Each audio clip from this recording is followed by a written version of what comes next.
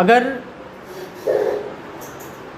Plural noun या फिर pronoun के बाद इच का प्रयोग किया जाता है तो इसे प्लूरल समझा जाता है या प्लूरल रूप में फंक्शन करता है, और इस कारण से हम इसके साथ प्लूरल वर्ब का यूज़ करते हैं। हम लोगों ने अभी तक पढ़ा था कि इच के बाद अगर सिंगुलर नाउन हो या इच ऑफ के बाद प्लूरल नाउन हो या प्रनाउन हो तो हम उसे सिंगुलर कंसीडर करते हैं और उसके साथ सिंगुलर वर्ब का यूज़ करते हैं।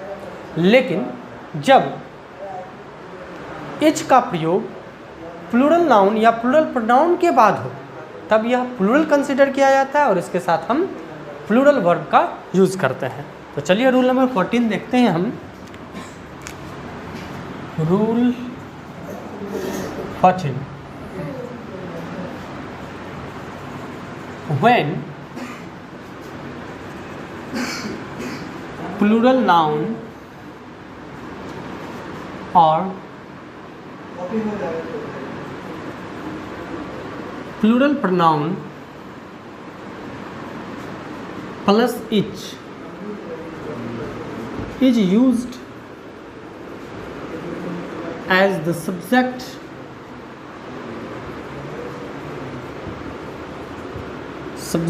of a sentence,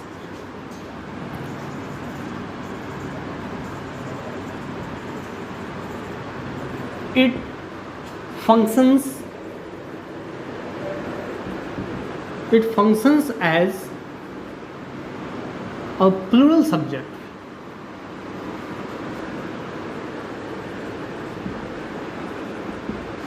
So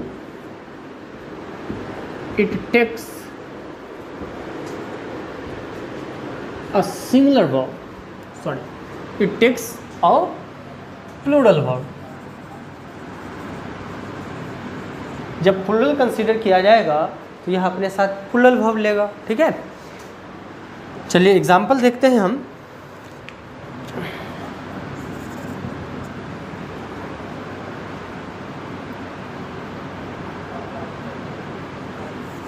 The children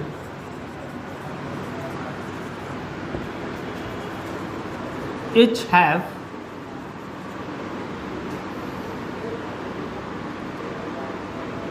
a toffee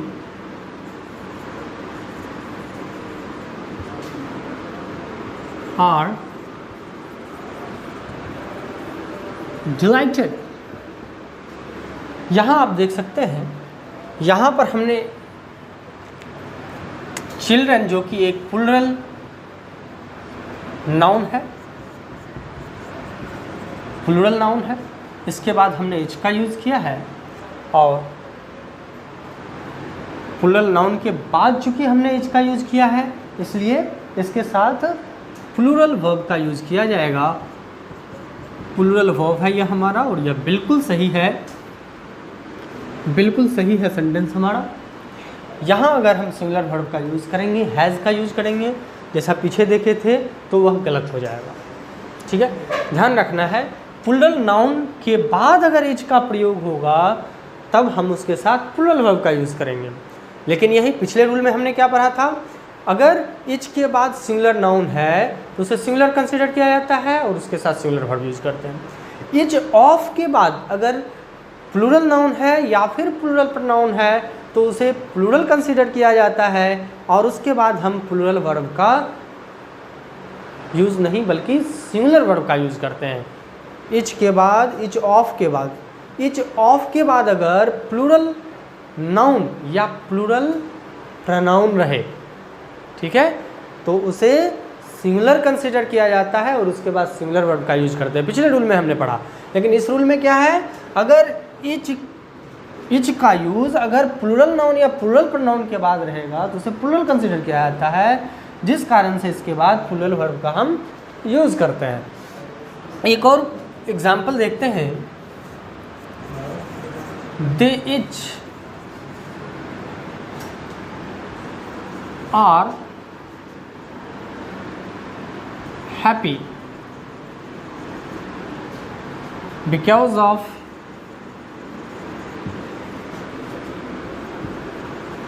their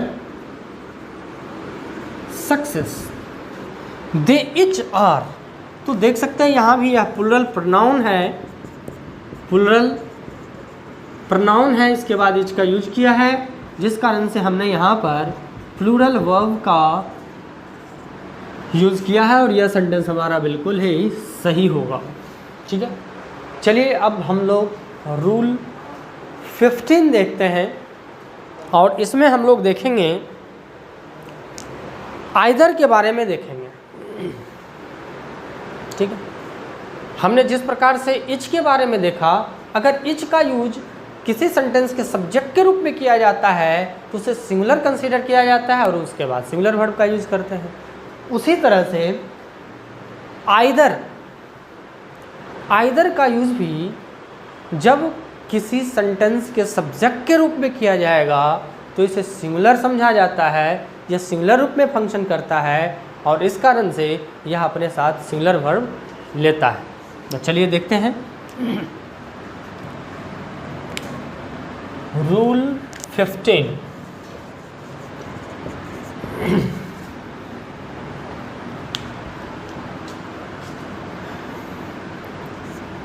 If either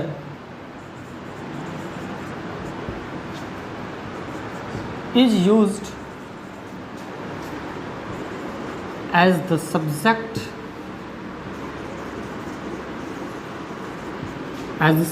of a sentence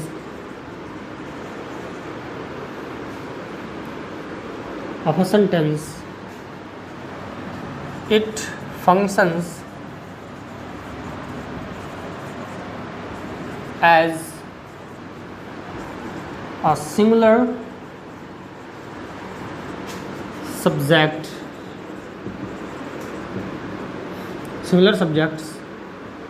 so it takes a singular verb। ठीक है, चलिए एग्जाम्पल के थ्रू समझते हैं इसे। और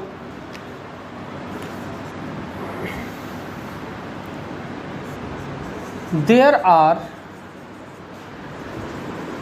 2 girls in the class, there are 2 girls in the class, but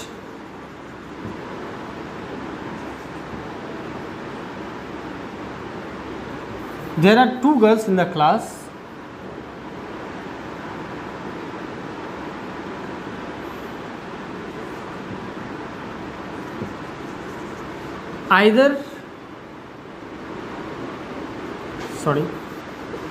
but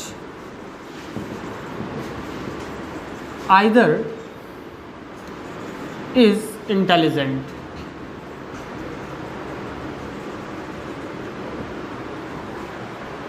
ठीक, तो यहाँ हम देख रहे हैं यहाँ पर आइदर का यूज़ इस सेंटेंस के सब्जेक्ट के रूप में किया गया है। ठीक है, और सब्जेक्ट के रूप में यूज़ किया गया है तो इसे सिंगुलर माना जाएगा, यह सिंगुलर सब्जेक्ट हो गया और जिस कारण से इसके साथ हम सिंगुलर वर्ब का यूज़ करेंगे। ठीक है, there are 2 girls in the class but either is intelligent. 2 girls हैं लेकिन उनमें से कोई एक इंटेलिजेंट है। ठीक है, हम लोग और चर्चा करेंगे ईच, एवरी, आइदर, नाइदर, इन सबों के बारे में 2-3 रूल के बाद। तो चलिए देखते हैं इसके बाद हम लोग either plus singular countable noun का यूज़ जब हम सेंटेंस के सब्जेक्ट के रूप में करते हैं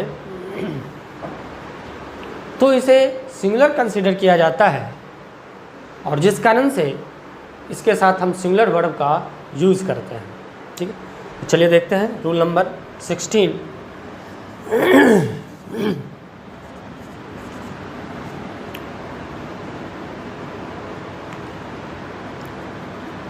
When